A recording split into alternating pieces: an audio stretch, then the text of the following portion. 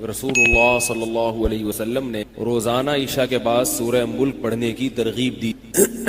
فرمایا تبارک الذی بیدہ الملک وہو علی کل شیء قدیر، بہت برکت والی ہے وہ ذات جس کے ہاتھ میں بادشاہی ہے، وہو علی کل شیء قدیر، اور وہ ہر چیز پر قدرت رکھتا ہے۔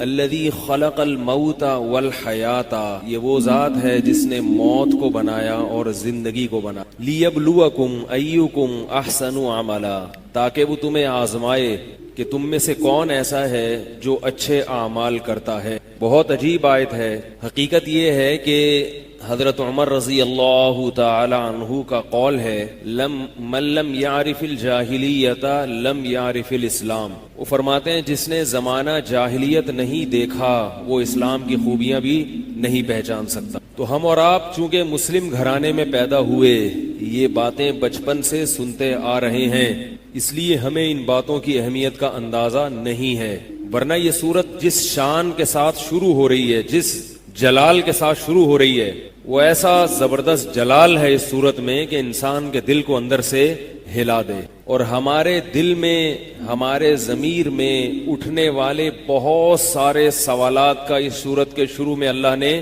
جواب دی۔ تبارک الذی بیدہ الملک، بہت برکت والی ہے وہ ذات جس کے ہاتھ میں بادشاہی ہے۔ خود سوچیں کہ جس ذات کے ہاتھ میں اس کائنات کی بادشاہی ہوگی، جو اس کائنات کا مالک ہوگا، اسے چلانے والا ہوگا، وہ کیسا ہوگا۔ برکت عربی میں کہتے ہیں خیر کثیر کو۔ خیر کسے کہتے ہیں؟ بھلائی۔ خیر کسے کہتے ہیں؟ کوئی بھی بھلائی۔ اور برکت کہتے ہیں کہ بہت زیادہ بھلائی، تھوڑے میں بہت زیادہ ہو جانا، بھلائی ہو جانا۔ تو اللہ تعالیٰ کی جو ذات ہے اس میں اللہ نے بہت زیادہ اپنی ذات میں بھلائی رکھی، جو ہمیں اس کائنات سے نظر آتی ہے، کس طرح اپنے بندوں کو کھلا رہا ہے۔ اب آپ دیکھیں ابھی کراچی میں 3-4 دن بارشیں ہوئی ہیں، اگر یہ بارشیں نہ ہوتی تو آپ کہہ سکتے تھے بھئی پھر اگست میں ہو جاتی، اگر فرض کریں اگست میں بھی نہ ہوتی تو آپ کہہ سکتے تھے بھئی جولائی اگست سپٹمبر میں ہو جاتی، فرض کریں کہ سپٹمبر میں بھی نہ ہوتی تو ہم کہہ سکتے تھے بھئی اگلے سال ہو جاتی، فرض کریں کہ اگلے سال بھی نہ ہوتی، بھئی اگلے سے اگلے ہو جاتی، 4 سال بعد ہو جاتی، 5 سال بعد ہو جاتی، اور فرض کر لیں 5 سال بعد بھی نہ ہوتی، تو آپ کہیں گے ایسی ایسی خطرناک چیزیں ہمیں فرض کرنے کی بھی کوئی انتہا ہوتی ہے۔ یہ تو برس رہی ہیں بارشیں، اس لیے ہمیں اندازہ نہیں ہے اللہ کی خیروں کا۔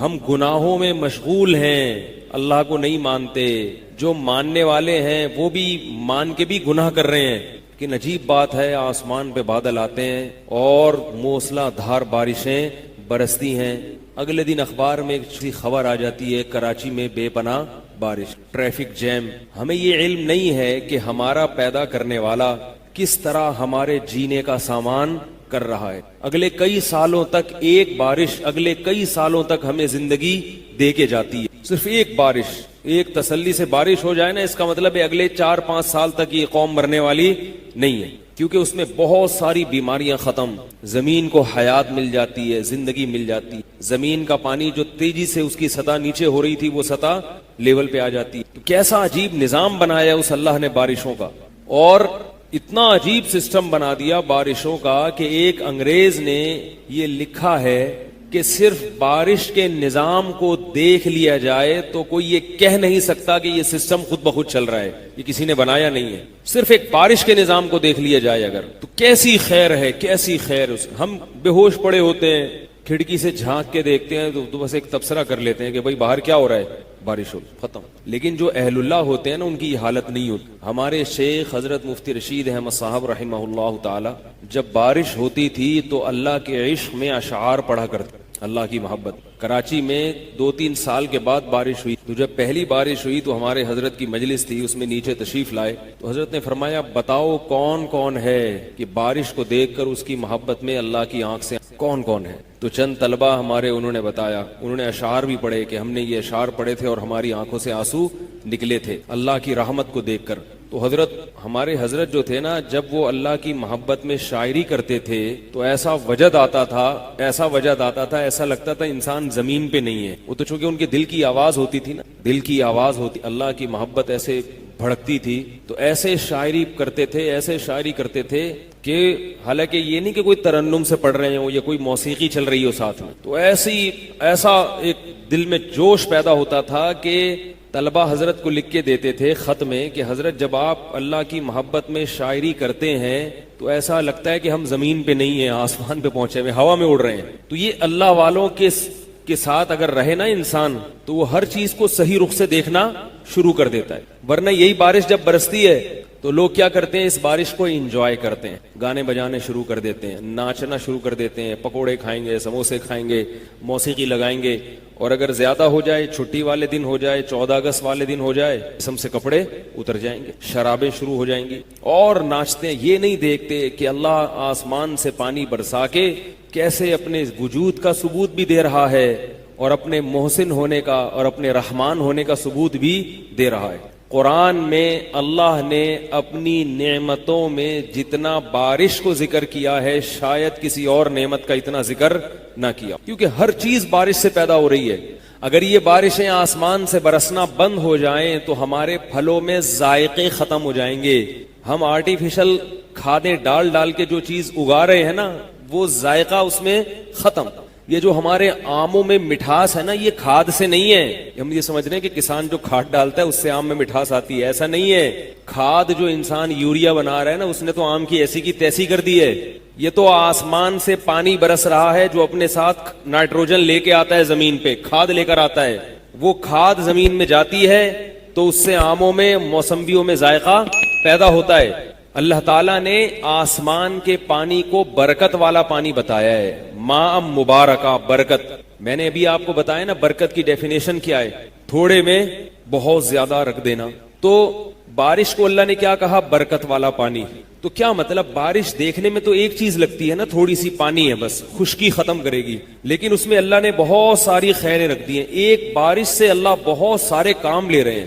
ایک بارش سے آسمان سے کھاد بھی اتر رہی ہے، اسی بارش سے فضا میں موجود جراثیم بھی ختم ہو رہے ہیں، اسی بارش سے جتنی آلودگی ہے وہ زمین میں دفن ہو رہی ہے، اسی بارش سے زمین کی سطح کے اندر پانی کی سطح بھی ایک حد تک محفوظ ہے، اسی بارش سے زمین میں زندگی بھی پیدا ہو رہی ہے، طرح طرح کے نباتات اور پتہ نہیں کیا کیا جو اللہ جانتا ہے ہم نہیں جانتے. اسی بارش سے گرمی کی شدت بھی ختم ہو رہی ہے. تو کیسا اللہ نے ایک پانی کے اندر یہ سب کچھ رکھ دیا. تو تبارک الذی کے آخر میں اللہ نے فرمایا قل ارأیتم ان اصبح ماؤکم غورا فمن یأتیکم بماء معین، بتاؤ اگر اللہ اس پانی کو زمین کے نیچے کر دے اور نیچے کر دے، کوئی ہے جو اس پانی کی سطح کو اوپر لے. عجیب بات ہے نا کہ پانی برستا ہے، زمین کی رگوں میں جاتا ہے کیونکہ گریوٹی کی وجہ سے نیچے جائے گا نا، لیکن نیچے جاتے جاتے ایک سطح پہ بریک لگ جاتی ہے. بھائی آپ زمین میں گڑھا کھودیں تو جب تک زمین کا مرکز نہیں آئے گا نا گڑھا کھودتا چلا جائے گا، اور کوئی چیز پھینکیں گے وہ نیچے گرتی چلی جائے گی. پانی بھی پھینکیں گے تو وہ بھی زمین کے مرکز پہ جا کے رکے گا، وہ اس سے پہلے نہیں رکے گا. لیکن زمین کا مرکز اتنا نیچے ہے، اتنا نیچے ہے کہ اگر یہ بارش کا پانی زمین کے مرکز تک جذب ہوتا رہتا اور پیٹرول کی رگوں، پیٹرول کے لیول کو بھی عبور کر کے نیچے چلا جاتا اور پیٹرول اوپر آ جاتا تو ہمارے لیے پیٹرول پینا آسان ہوتا اور پانی پینا، بولو بھائی. تو اللہ تعالیٰ قرآن میں فرماتے ہیں کہ سورہ ملک کے آخر میں کہ ہم پانی جو زمین میں جذب کرتے ہیں اسے ایک جگہ پہ جا کے روک دیتے ہیں، بریک لگا دیتے ہیں. کیا یہ چیز بھی سمجھ میں نہیں آتی؟ پرسوں کسی کا فون آیا، آفس میں ایک شخص ہے اللہ کو نہیں مانتا، یورپ سے فون آیا کسی کا، یورپ سے، وہ اللہ کو نہیں مانتا اور کہتا ہے جس نے مجھے فون کیا وہ پٹھان لگ رہا تھا، کوئی کہہ رہا ہے کہ وہ اللہ کو نہیں مانتا اور مجھ سے بحث بہت کرتا ہے لیکن اخلاق کا بہت اچھا ہے، باس ہے میرا مگر امپلائیز کے ساتھ حسن سلوک، بولو بھائی بہت اچھا. میں نے جتنے بھی دہریے دیکھے ہیں یا سنے ہیں ان میں ایک چیز دیکھی، اخلاق کے بہت اچھے ہوتے ہیں. اخلاق کے کیا ہوتے ہیں؟ بہت اچھے، ادب و آداب بہت، تمیز بہت، کہہ رہے تنخواہیں ٹائم پہ، بہت تمیز سے بات، بہت اچھے اخلاق کا عامل، لیکن اللہ کو نہیں مانتا. میں نے کہا یہ اچھے اخلاق بروز محشر اس کو اللہ کے عذاب سے نہیں بچا سکتا. کتنے ہی اچھے اخلاق کر. اکفرت بالذی خلقک من تراب، اللہ کہتے ہیں اس ذات کا انکار کرتے ہو جس نے تمہیں مٹی سے بنایا، اس کو بھول گئے. دیکھو بچہ بھی مٹی سے کھلونے بناتا ہے، کتنی محبت کرتا ہے نا اس سے، ہے بھائی کتنی محبت کرتا ہے. آپ اس کے کھلونے کو توڑ دیں، بچے کو غصہ آتا ہے میں نے مٹی سے بنایا تھا، غصہ آتا ہے نا اس کو. اللہ فرماتے ہیں کہ میں نے تجھے مٹی سے بنایا اور تجھ سے محبت کی اور تو بنانے والے کا انکار کر رہا ہے کہ کیسے بن گیا. اکفرت بالذی خلقک من تراب, فرمایا مٹی سے بنایا, ثم من نطفہ, پھر اس مٹی سے میں نے منی کی بوند بنائی. مٹی ہے نا مختلف شکلوں میں پروسیس سے گزرتی ہے اور منی کا قطرہ بن جاتی ہے. ثم من تراب اکفرت بالذی خلقک من تراب ثم من نطفہ ثم سواک رجلا, پھر اس نطفے میں آنکھ, ناک, کان, دل, دماغ, جگر, گردے, پھیپڑے, کلیجی, آنکھیں, کان, ناک, دانت, زبان اور یہ ساری چیزیں, انگلیاں, ناخن بنا کے سواک رجلا, انسان بنا کے سیدھا کر دیا بالکل برابر. اور اب تو کیا کہہ رہا ہے کہ میں اس کو نہیں مانتا کیونکہ وہ مجھے نظر نہیں آتا. وہ جو پٹھان بھائی جنہوں نے فون کیا, پرسوں ترسوں کی بات ہے, وہ کہہ رہے ہمارا باس کہتا ہے جو گورا ہے کہ خدا ہے کہاں, دکھاؤ تو صحیح, سامنے کیوں نہیں آتا؟ اگر خدا ہے تو سامنے کیوں نہیں آ رہا؟ دکھاؤ تو صحیح کہاں ہے. میں نے اس سے کہا کہ وہ سامنے بھی آ جائے گا.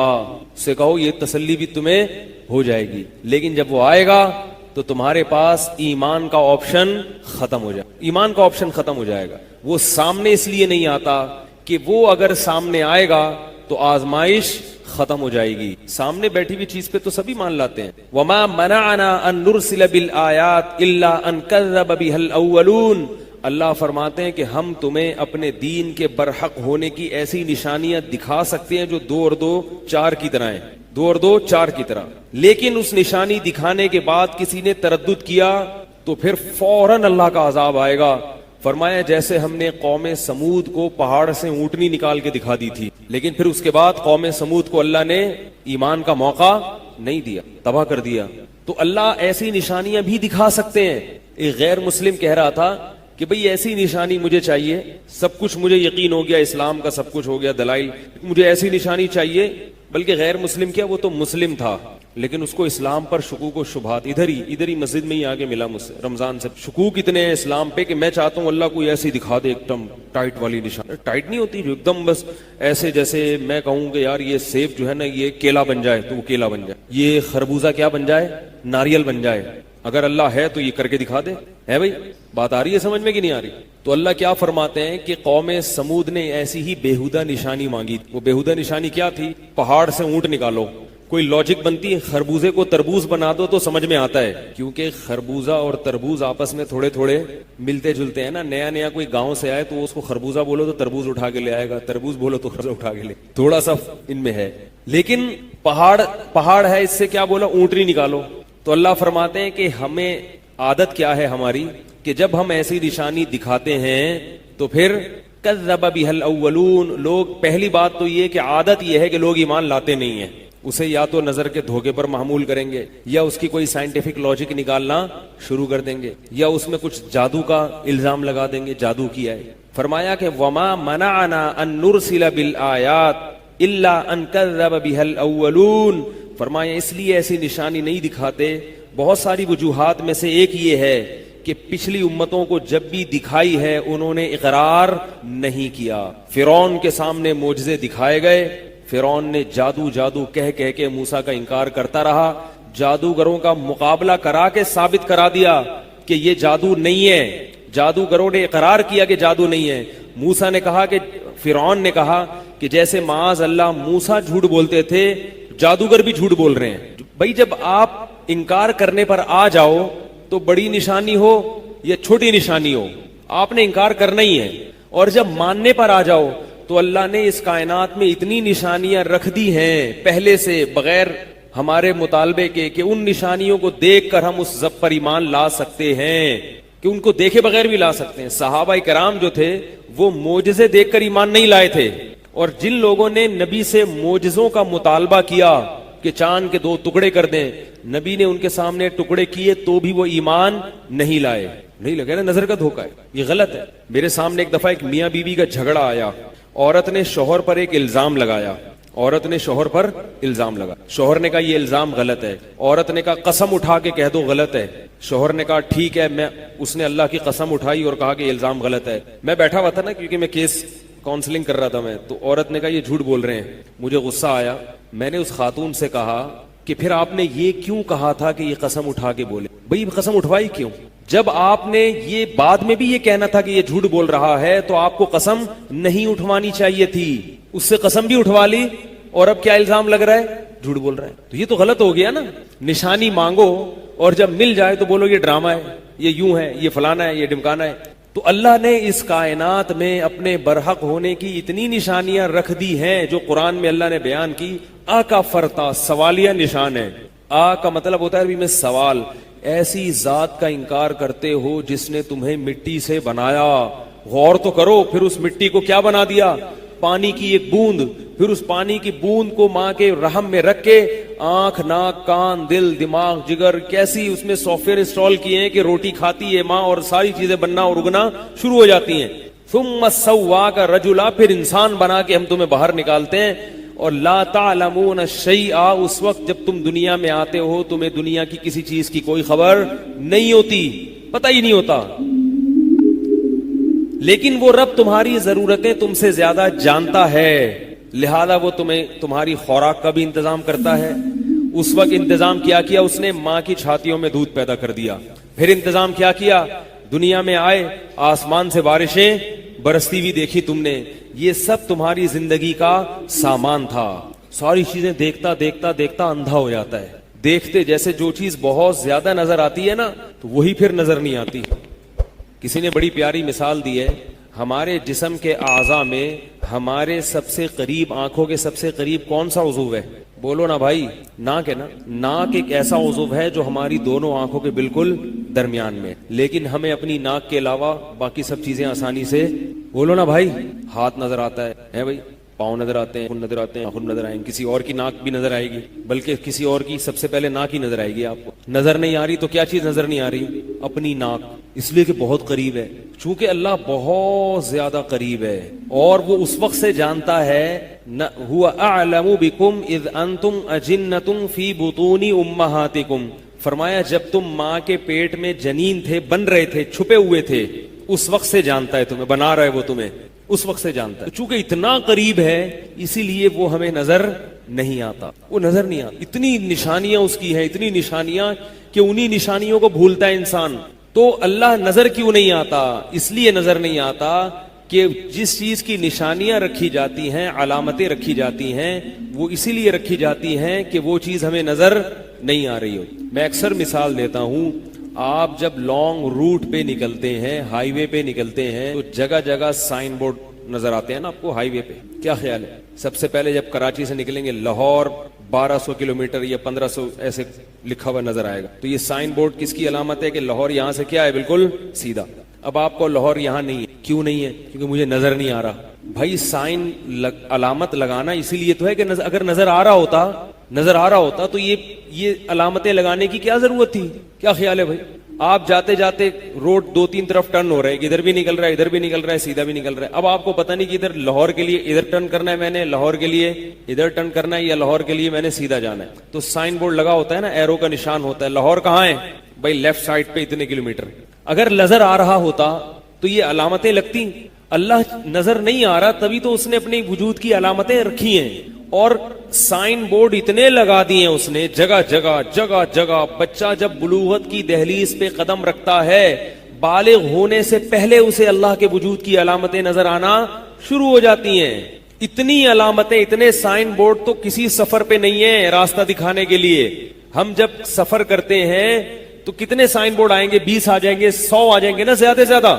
لیکن اللہ کی علامتیں جو اللہ کا راستہ ہمیں بتاتی ہیں, جو اللہ کا پتہ ہمیں بتاتی ہیں کہ کوئی ہے جس نے پیدا کیا, جس نے بنایا, وہ سائن بورڈ اتنے ہیں جس کی انتہا نہیں ہے. سب سے پہلے بچے کو جو پہلا سائن بورڈ نظر آتا ہے نا, جو بتاتا ہے کوئی ہے جس نے پیدا کرنے والا, وہ اس کے والدین ہیں, وہ اس کی ماں ہے, جو اس سے بے پناہ محبت کر رہی ہوتی ہے, اسے اپنے سینے سے لگا کے رکھتی ہے, رات کو اس کی پوٹیاں صاف کر رہی ہے, پیمپر صاف کر رہی ہے, چیختا ہے, چلاتا ہے تو لوریاں سنا کے اس کو چپ کراتی ہے, اپنی چھاتی سے فیڈ کراتی ہے.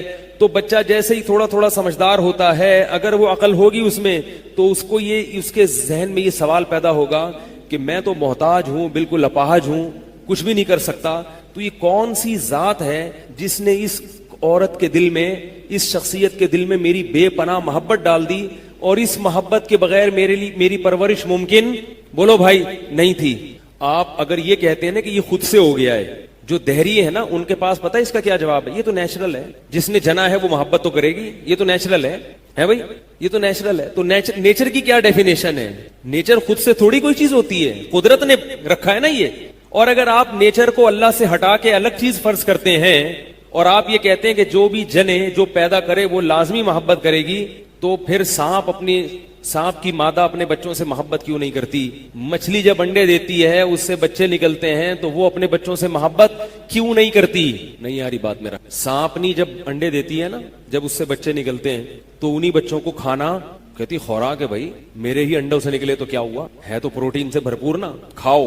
آپ کہہ سکتے ہیں کہ بھائی وہ تو چونکہ انڈوں سے نکلے ہیں نا، ڈائریکٹ بچے پیدا نہیں کیے اس نے، تو انڈوں سے نکلے ہیں، تو اس کو بھول گئی ہے کہ یہ کیونکہ انڈوں سے بچے نکلتے بہت دیر سے ہیں، ڈائریکٹ جنا نہیں ہے اس نے، وہ تو بھول گئی ہے۔ تو مرغی کیوں نہیں بھولتی؟ پھر مرغی جب انڈے دیتی ہے کتنے دنوں کے بعد اس میں سے بچے نکلتے ہیں، لیکن ان بچوں سے مرغی جو عشق اور محبت کرتی ہے وہ بھی دیکھنے کے لائق۔ آپ کبھی مرغی اس نیت سے پالیں اور آپ کو مرغی میں اللہ کا وجود نظر آئے گا، ایسی محبت کرتی ہے نا اپنے چوزوں سے۔ آپ اپنے ڈڑبے میں کمزور سی مرغی لا کے چھوڑیں۔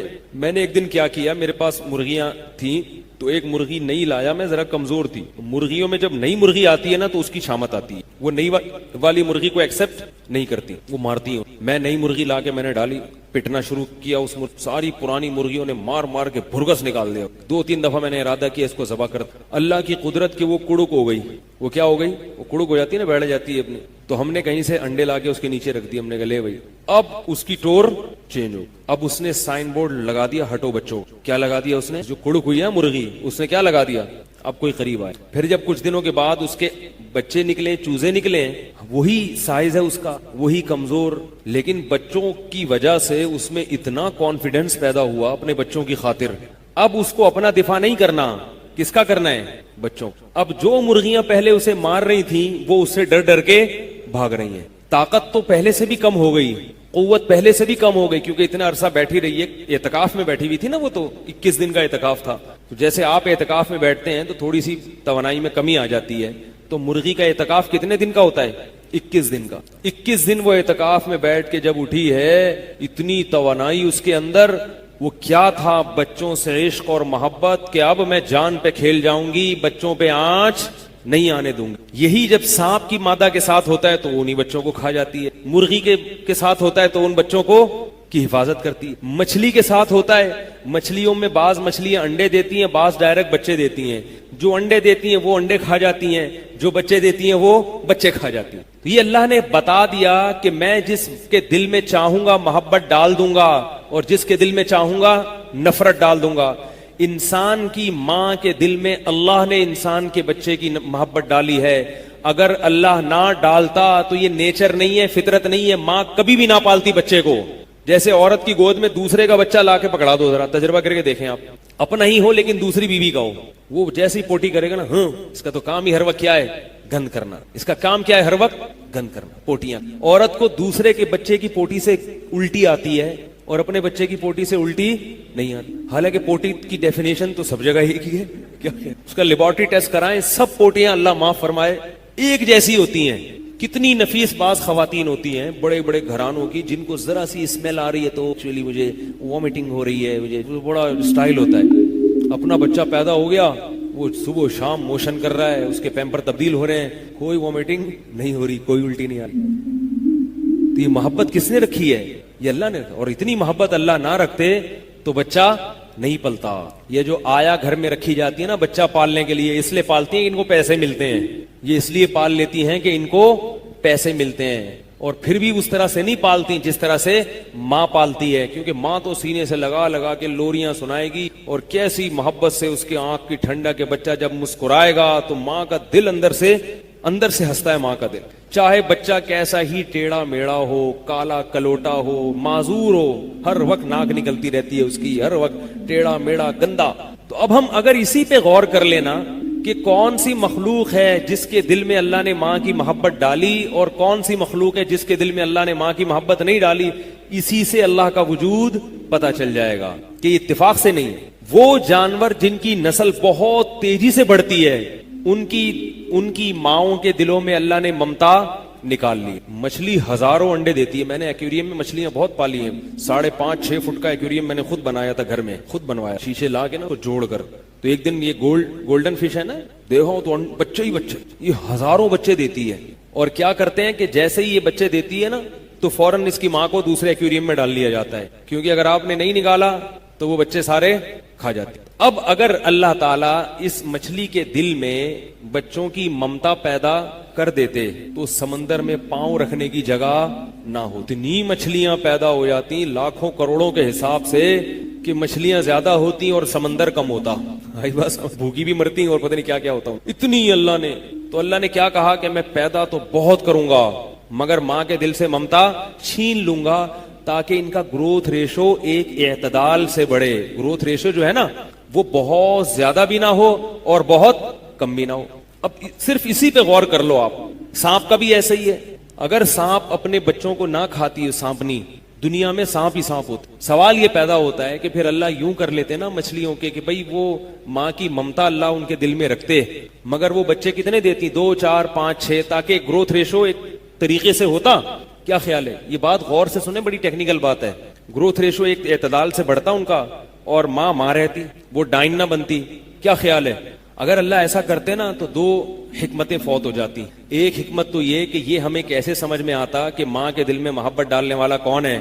اللہ ہے. ہم تو کہتے ہیں بھائی یہ تو سارے جانور اپنے بچوں سے محبت کرتے ہیں, مچھلی بھی کرتی ہے تو ماں نے کر لیا تو یہ تو نیچرل ہے. اب ہمیں پتا چلا یہ نیچرل نہیں ہے, یہ اللہ نے دل میں محبت ڈالی ہے ہمیں پالنے کے لیے. ہمارے ماں باپ کے دل میں جو محبت ڈالی تھی ہمیں پالنے کے لیے, تاکہ ہم تمیز سے پل جائیں. پلے پھر بھی نہیں تمیز سے, عجیب بات ہے, وہ تو ہمارا قصور ہے نا, لیکن اللہ نے سارا انتظام ہمیں تمیز سے پالنے کا کیا تھا. بچہ ایدھی سینٹر میں بھی پل جاتا ہے مگر بڑے بڑے کام نہیں کرتا. ماں باپ کے گھر میں جس طرح بچہ بادشاہوں والی زندگی گزارتا ہے نا تو اس کی مینٹل اپروچ بڑھتی ہے, عزت ملتی ہے اس کو گھر میں. اور ایدھی سینٹر میں بچے کو عزت نہیں ملتی, تبھی وہ ایدھی سینٹر کے بچے کیا نکلتے ہیں آپ دیکھ لیں, وہ بھکاری نکلیں گے, وہ چکے, اللہ معاف فرمائے, یہ چیزیں ہوتا ہے, محبت نہیں ملتی وہ. تو پہلی حکمت کیا ہے؟ اگر اللہ مچھلی کی مادہ کے دل میں بچوں کی محبت رکھتا تو پہلی حکمت فوت ہو جاتی. وہ کیا؟ یہ کیسے پتا چلتا کہ محبت ڈالنا اللہ کا کام ہے. اللہ جس کے دل میں محبت ڈالتا ہے وہاں تو محبت ہوگی, جہاں محبت نہیں ڈالی وہاں محبت نہیں ہوگی. تو ہم پر اللہ کا احسان ہے کہ اللہ نے ہماری ماؤں کے دلوں میں بچپن میں ہماری محبت ڈال دی, ہم تمیز سے پل گئے. دوسری حکمت سمندر میں یہ تھی کہ اگر سمندر کی مچھلیاں, سمندر میں نا ہمیشہ بڑی مچھلی چھوٹی مچھلی کو کھاتی ہے, یہ ان کی خوراک ہے. تو اور ہم بڑی مچھلیوں کا شکار کرتے ہیں, یہ جو چھوٹی چھوٹی مچھلیاں ان کو چھوڑ دیتے ہیں اور یہ ہمارے کام کی بھی نہیں ہوتی. تو اب مسئلہ یہ ہے کہ بڑی مچھلیاں جب چھوٹی مچھلیوں کو کھاتی ہیں تو چھوٹی بچنے کی کوشش کرتی ہیں. تو جس حساب سے بڑی مچھلیاں ہم پکڑیں گے چھوٹی مچھلیوں کا زندہ رہنے کا ریشو اسی حساب سے, بولو نا بھائی, بڑھے گا. کیونکہ ان کو کھانے والی جو مچھلیاں تھی ان کی تعداد کم ہو جائے گی, لہذا زندہ رہنے والوں کی تعداد بڑھ جائے گی.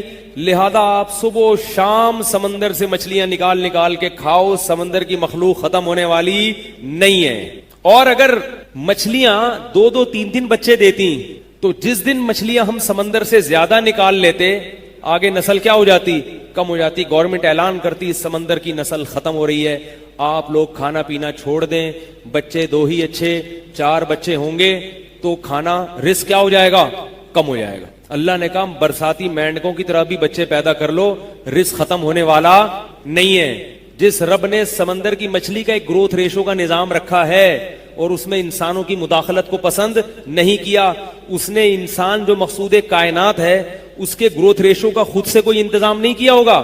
اس میں فیملی پلاننگ والوں سے کہا ہوگا, مشورہ لو کہ کتنے ہونے چاہیے کتنے نہیں ہونے چاہیے.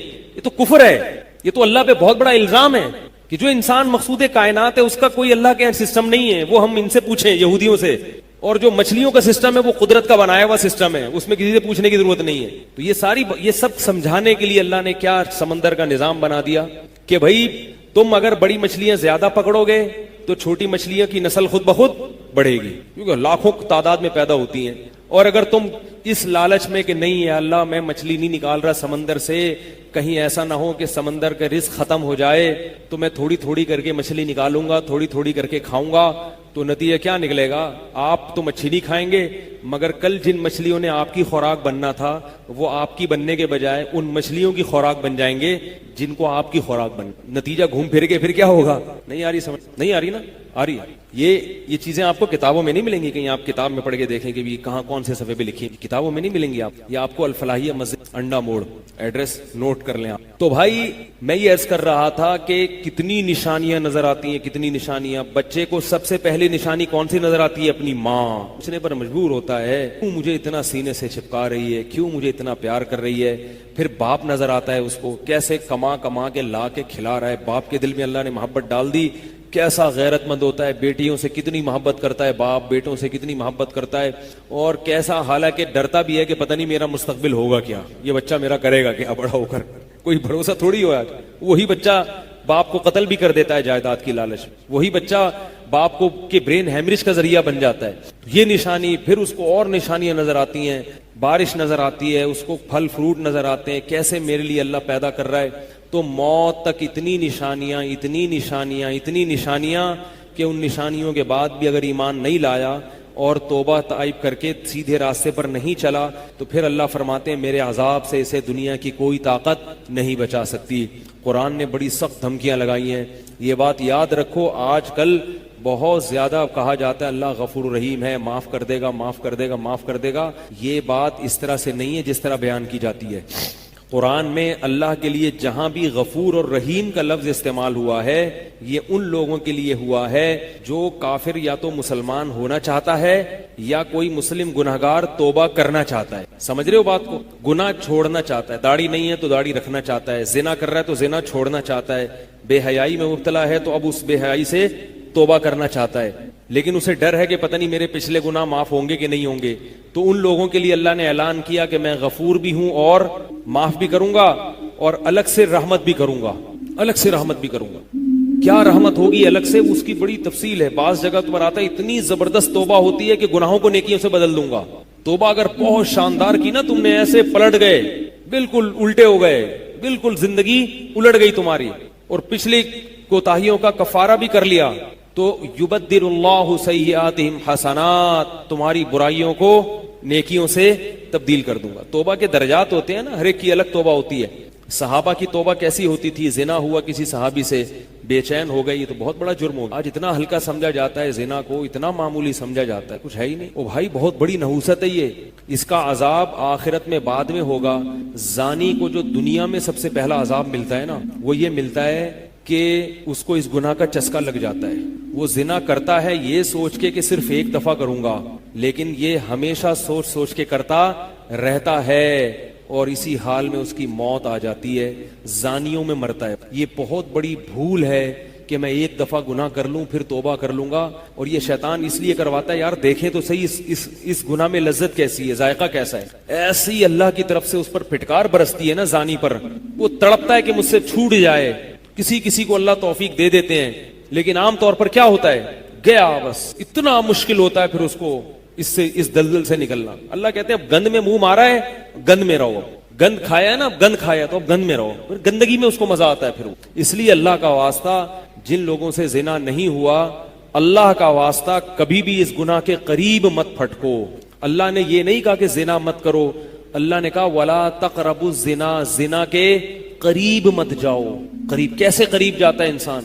آپ کے گھر میں کوئی رشتہ دار جوان لڑکی آ گئی ہے یونیورسٹی کی، کالج کی، آپ گھر سے باہر نکل. بعض دفعہ ایسا ہوتا ہے، لوگ مجھے بتاتے ہیں کہ کوئی میری رشتہ دار خاتون آئی، جوان تھی، کزن تھی، گھر میں تھا، وہ اکیلی تھی، وہ آ گئی تو میری بڑی عجیب کنڈیشن ہو گئی، میں بہت پریشان ہو گیا، بہت مشکل سے بچا میں. تو میں ان سے کہتا ہوں آپ گھر سے نکلے کیوں؟ یہ تو آپ قریب تو چلے گئے نا. جب ایک جوان لڑکی آپ کے گھر میں آئی ہے، آپ کو اس وقت گھر میں نہیں ہونا چاہیے، نکل جاؤ وہاں سے. ایسے دور بھاگو زنا سے، اتنا دور بھاگو. انبیاء ایسے ہی کرتے تھے، تبھی تو بچتے تھے. وہ جتنے بزرگان دین گزرے ہیں وہ یہ نہیں کہ زنا نہیں کیا، وہ ہمیشہ زنا سے دور بھاگے. ہمارے استاذ نے ایک واقعہ سنایا تھا ہمیں، کتابوں میں یہ واقعہ لکھا ہے کہ ایک طالب علم تھا، پرانے وقتوں کی بات ہے، رات کو مسجد میں چراغ لے کے مطالعہ کر رہا تھا. پہلے زمانے میں لائٹ وائٹ تو نہیں ہوتی تھی, گاڑیوں کے سفر نہیں تھے, اونٹوں کے سفر تھے, تو مسافر لوگ بعض دفعہ آ کے مسجدوں میں ٹھہرتے تھے. تو اس نے دیکھا کہ ایک جوان لڑکی ہے, پردے میں ہے لیکن خوبصورت جوان لڑکی, وہ آئی اور اس سے کہنے لگی کہ میں راستہ بھٹک گئی ہوں, مجھے ایک رات مسجد میں گزارنے دے دو. واقعی یعنی صحیح تھی, وہ اسی طرح ہوا, تو کہیں بھٹک گئی تھی. شہر میں بھی بعض دفعہ لوگ بھول جاتے تھے نا کہ راستہ بھٹک جاتے تھے. اب یہ پریشان تھا کہ میں اس کو رات کو اگر پناہ دیتا ہوں تو مجھے شیطان برگلائے گا, اور اس لڑکی کو اگر میں پناہ نہیں دیتا تو یہ کہاں جائے گی رات کو, کوئی اور اس کی عزت سے کھیلے گا. تو اس نے بہرحال اس کو ٹھکانہ دے دیا, اس کو کہا کہ آپ ادھر اس طرف جا کے سو. نتیجہ کیا نکلا ہے کہ وہ لڑکی اس کو دیکھ رہی تھی, یہ کرتا کیا ہے, اس کو بھی اپنی عزت کا ڈر تھا نا کہ کہیں یہ دست درازی نہ کرے. تو یہ نوجوان جس چراغ میں مطالعہ کر رہا تھا, مطالعہ کرتے کرتے اس کی آگ میں اپنی انگلی لے کے جا اور اس کو جلاتا. جیسے ہی وہ جلنے لگتی تو اس انگلی کو واپس کی, ایک دم تپش آگ لگتی نا, واپس کی. پھر تھوڑی دیر بعد یہ انگلی اس میں لے کے جاتا, پھر واپس کی. پوری رات یہ کرتا رہا اور اپنی انگلی کو جلاتا رہا. صبح اٹھ جیسے ہی ہوئی ہے, اس نے فوراً, صبح صادق ہوئی نا فجر کی اذان کا وقت, اس نے فوراً اس لڑکی سے کہا یہاں سے فوراً چلی جاؤ. اس نے کہا اللہ کی قسم اس وقت تک نہیں جاؤں گی جب تک تم یہ معاجرہ نہیں بتاؤ گی, رات تم نے کیا. تو کہنے لگا یہ میرا اور اللہ کا معاملہ ہے, میں تمہیں نہیں بتا سکتا. پھر اللہ کا واسطہ دے کے کہا, اس نے کہا میں جاؤں گی نہیں یہاں سے جب تک بتاؤ گے نہیں. اس نے کہا شیطان مجھے ورغلا رہا تھا کہ جوان لڑکی ہے, اجنبی ہے, کوئی دیکھنے والا نہیں ہے, کوئی دیکھنے والا نہیں ہے, زنا کر لو اس سے, کوئی دیکھنے والا نہیں ہے. شیطان مجھے لے کے جاتا تھا تو میں اپنی انگلی آگ میں جلاتا تھا, اپنے نفس کو یہ سمجھانے کے لیے کہ دنیا کی آگ برداشت کر سکتا ہے, جہنم کی بھی برداشت کر لینا پھر. اور اگر تجھ سے یہ برداشت نہیں ہو رہی تو وہ کیسے برداشت کرے گا. کہہ رہے جب میں آگ میں جلنے لگتا تھا نا تو میری چیخ نکلتی تھی, یار یہ نہیں ہو رہی تو وہ کیسے برداشت ہوگی. حدیث میں آتا ہے جہنم کی آگ دنیا کی آگ سے 70 گنا زیادہ گرم ہے, 70 گنا زیادہ گرم. جب نبی صلی اللہ علیہ وسلم نے صحابہ کو یہ بات بتائی, ترمذی کی حدیث ہے کہ صحابہ کے سینے سے رونے کی ایسے آوازیں آنے لگیں جیسے ہانڈی کھولتی ہے, ایسا روئے صحابہ.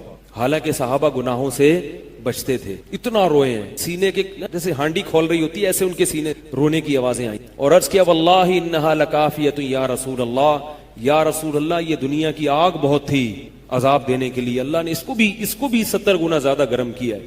تو اس نے کہا کہ میرے دل میں گناہ کا خیال آتا تھا, میں کیا کرتا تھا, اپنے آپ کو جلاتا تھا جب چیخ نکلنے لگتی. تو اس طرح پوری رات میں نے اپنے نفس کو روکا ہے گناہ سے. تو تقوی کی برکات ہوتی ہیں. اس لڑکی نے کہا, اب گھر میں جا کے اپنے والد سے کہا کہ میں اگر نکاح کروں گی تو صرف کس سے کروں گی, اس نوجوان سے. عفیف اور پاک دامن ہے. تو کتابوں میں لکھا ہے کہ اس کے باپ نے اس کا نکاح دیکھو حرام سے بچایا, اللہ نے حلال طریقہ رکھ دیا. تو جو بھی زنا سے بچتا ہے نا, یاد رکھو جیسے زنا کرنے کا عذاب بہت سخت ہے, ایسے ہی کسی کو زنا کا موقع ملے اور وہ بچ نکلے اس کا ثواب بھی بہت زیادہ ہے. تاریخ میں جن ہستیوں کو بھی زنا کا موقع ملا اور انہیں نے موقع ملنے کے باوجود زنا نہیں کیا, ان کو اللہ نے دنیا میں بھی بہت نوازا ہے.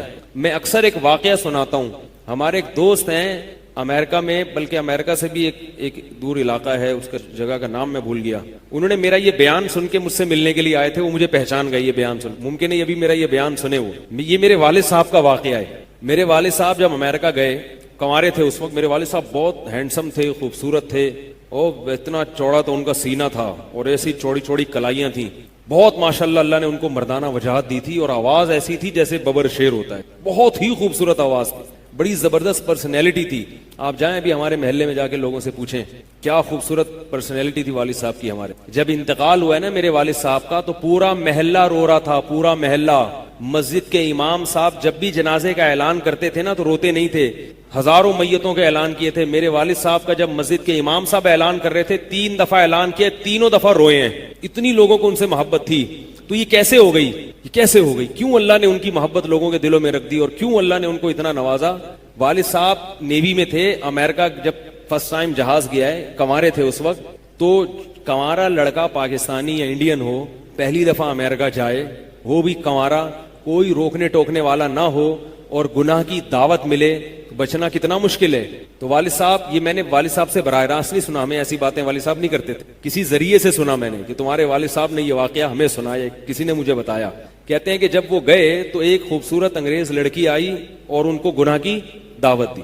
اب ایک دم پہلی دفعہ کسی پاکستانی نے یہ چیز منظر دیکھا ہو, امریکہ کا ایک منظر ہوتا ہے نا, اب تو لوگ موویز میں اتنا دیکھ چکے ہوتے ہیں نا, اس وقت تو ڈرامے فلمیں بھی نہیں ہوتی تھی, موویز بھی نہیں ہوتی تھی, وہ تو پہلی دفعہ ہی دیکھا تھا یہ ایسا منظر, تو وہ گھسیٹ کے لے گئی اپنے گھر. جب یہ کہیں گھر پہ گیا ہوں نا تو مجھ پہ اللہ کا خوف آ گیا, یہ کیا کر رہا ہوں. وہاں جا کے واپس بھاگے ہیں. ادھر پہنچنے کے بعد وہ عورت غصہ ہو رہی تھی کہ اگر تم نے یہ کام کرنا نہیں تھا تو میرے ساتھ آئے کیوں میرا خرچہ کرایا, تم کیوں خرچہ کرایا میرا. تو آدمی اور شرمندہ ہو جاتا ہے نا کہ یار. تو والد صاحب کہتے ہیں کہ میرے دل میں خیال آیا کہ میں نے زندگی میں کبھی یہ گناہ نہیں کیا اور میں یہاں پہلی دفعہ آیا ہوں, اگر میں اس گناہ میں پڑ گیا اللہ کی نظر مجھ سے ہٹ جائے, واپس بھاگ. بڑا مشکل ہوتا ہے ایسے موقع پہ. اس وقت ان کی عمر ہوگی 22 یا 23 سال, زیادہ سے زیادہ 24 سال ہوگی, تو بھاگے ہیں واپس. تو والد صاحب کہتے تھے, جنہوں نے مجھے یہ واقعہ سنایا, کہ مجھے کہنے لگے کہ تمہارے والد صاحب کہتے تھے کہ اس کے بعد میری زندگی میں کیا آیا ہے, پھر اللہ نے قرآن کی تلاوت کی توفیق دی. حفظ قرآن تھا, بھول چکے تھے, روزانہ ایک قرآن پڑھنے کا معمول بنا پھر تاکہ قرآن دوبارہ یاد ہو. جہاز پہ 3 سال امامت کی, داڑھی بڑی رکھ لی ماشاءاللہ, اور پھر اتنی عزت اللہ نے ان کو دی. اللہ نے ان کے, ہمارے سب بھائی ماشاءاللہ داڑھی والے ہیں, سب بہنیں شرعی پردہ کرتی ہیں, سب بھابیاں پردہ کرتی ہیں.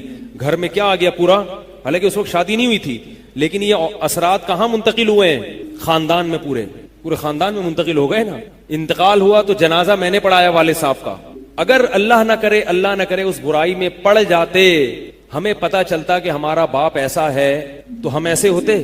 ویسے تو ابھی بھی کوئی اتنے نیک نہیں ہے, لیکن گیٹ اپ تو ہے نا, گیٹ اپ تو اللہ نے مولویوں والا دے دیا نا, تھوڑے تو دیکھنے کی حد تک تو نیک بنا دیا نا.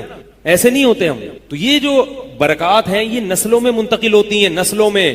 اتنی عزت دی اللہ نے, اتنی عزت دی تھی کہ انتقال کے وقت محلہ رو رہا تھا, پورا محلہ رو رہا تھا انتقال. اور بہت سے لوگوں نے والد صاحب کی قبر کے پاس نہ جگہ گھیر لی تھی کہ ہم یہاں دفن ہوں گے.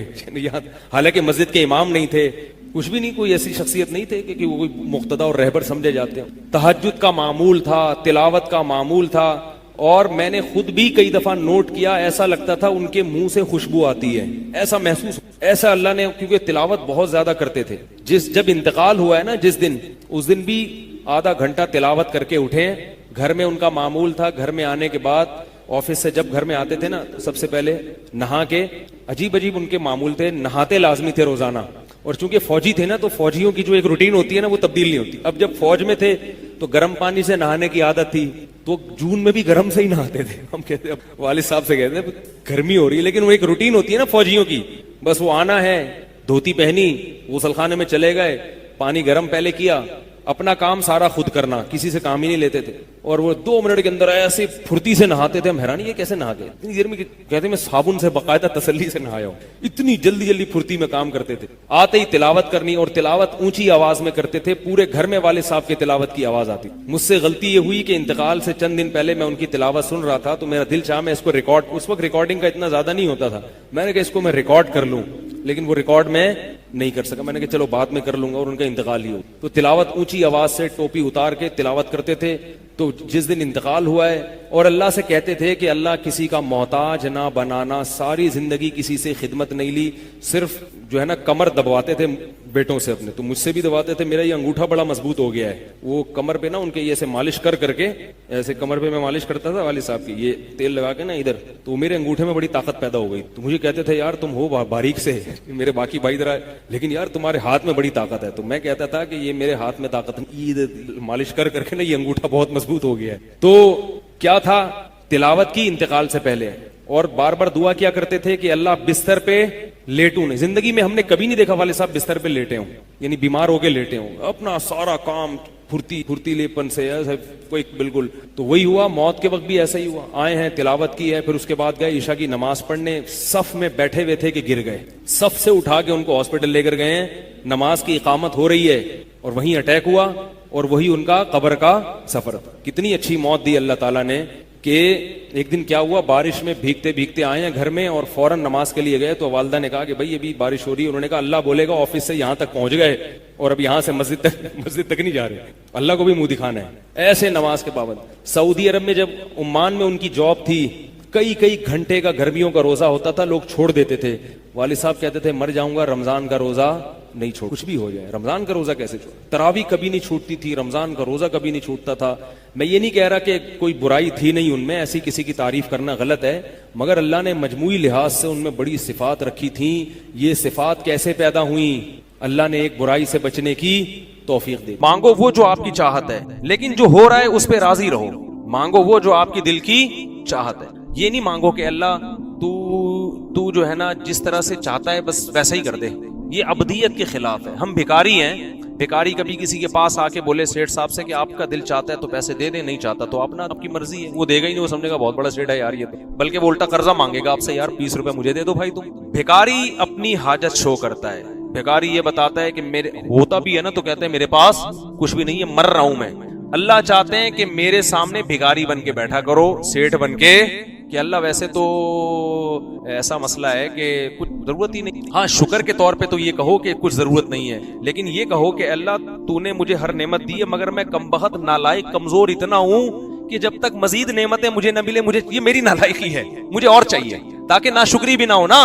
اے اللہ تو نے مجھے بہت نوازا ہے, تیری نعمتوں کے سمندر میں ڈوبا ہوا ہوں, مگر ہوں بھکاری تیرے در کا, مستغنی نہیں ہوں, مجھے اور چاہیے کیونکہ میں بڑا نالائق ہوں. میں تھوڑی سی بھی ٹینشن میں مجھ سے برداشت بولو نہیں ہوتی, ساری چاہتیں دے دے بس تو. حدیث میں آتا ہے اللہ سے یوں دعا نہ مانگو کہ اللہ اگر تو چاہتا ہے تو میری حاجت پوری کر دے, نہیں چاہتا تو رہنے دے. یہ نہیں مانگو, کیونکہ اللہ پہ زبردستی تو کوئی بھی نہیں کر سکتا. تو ہم نے تو بھکاری بن کے اللہ کو دکھانا ہے کہ اللہ میری تو کام تو نے کرنا ہے. ایوب علیہ السلام جب بیمار ہوئے نا تو ان پہ جب شفا ملی ہے تو سونے کی ٹڈیوں کی بارش ہوئی ہے, تو وہ فوراً جمع کرنے لگے کہ ایک بھی ٹڈی رہ نہ جائے, سونے کے نا اتنے وہ. تو اللہ نے کہا کہ اے ایوب تو پیغمبر ہے, میں تو تجھے اس سے مستغنی کیا, تجھے مال دیا, تو ایک بھی نہیں چھوڑ رہا. تو ایوب علیہ السلام نے کہا اللہ میں تیری رحمت سے مستغنی, بولو بہت دیا ہے لیکن اگر تو مزید دے رہا ہے تو اور چاہیے. یہ ایسا ہی ہے جیسے آپ کے کوئی بڑے ہوں اور وہ آپ کو ہدیے میں 5,000 گفٹ کریں, آپ کہیں یار میری تنخواہ 50,000 ہے, یہ 5,000 رکھو, مجھے ان ٹکڑوں کی ضرورت نہیں ہے. اس کو غصہ آئے گا نا. وہ تو بھائی 5,000 کیا 5 روپے بھی دے رہا ہے, آپ ایسے دونوں ہاتھوں سے لوگے, تمیز سے آنکھوں پہ لگاؤ گے, حضرت بہت نوازی بڑی قیمت ہے, ایسے کہو گے نا. تو ایوب علیہ السلام پہ سونے کی ٹڈیوں کی بارش ہوئی, ایوب علیہ السلام نے ایک بھی نہیں چھوڑی. صحیح ہے نا, ایک بھی. موسیٰ علیہ السلام نے جب دونوں لڑکیوں کو پانی پلایا نا کنویں پہ, تو پانی پلانے سے تو نیت اللہ کی رضا تھی, کوئی مفاد بولو نہیں تھا, لیکن دل میں ایک بات پیدا ہوئی کہ بھئی میں مسافر ہوں, نہ میرے کھانے کا انتظام, نہ پینے کا انتظام, نہ کوئی ٹھکانہ, تو شاید یہ اپنے ابا کو جا کے کہیں کہ ایک بندے نے ہماری خدمت کی ہے, شاید وہ کچھ پیسے دے دیں مجھے, شاید وہ کچھ کھانا وانا کھلا دیں. تو ان سے تو نہیں کہا, مخلوق کے سامنے ہاتھ نہیں پھیلایا, کیونکہ پھر یہ خدمت نہیں ہوئی نا, یہ تو مفاد ہو گئے. دل میں جب خیال آیا تو اللہ سے کیا کہا کہ اللہ ان سے امیدیں نہیں ہیں مگر تجھ سے امیدیں ہیں, اور اگر ان کے دل میں کوئی ایسی بات آتی اور مجھے کچھ اجرت مل جائے تو میں تیری رحمت سے مستغنی نہیں ہوں. ربی انی لما انزلت الی من خیر فقیر. درخت کے نیچے کھڑے ہو کر دعا مانگ رہے ہیں, اللہ اگر تو نے میرے ساتھ کسی بھلائی کا ارادہ کیا ہے تو یہ آپشن ضائع نہ ہونے دینا, کر لے وہ بھلائی, میں فقیر ہوں, محتاج ہوں. یہ نہیں کہہ رہے کہ اللہ میں نے تو ان کو پلایا پانی تیری رضا کے لیے, اب ایسا نہ ہو کہ ان کے دل میں پیسے ویسے دینے کی بات آ جائے اور یہ مجھے گھر لے جائے اور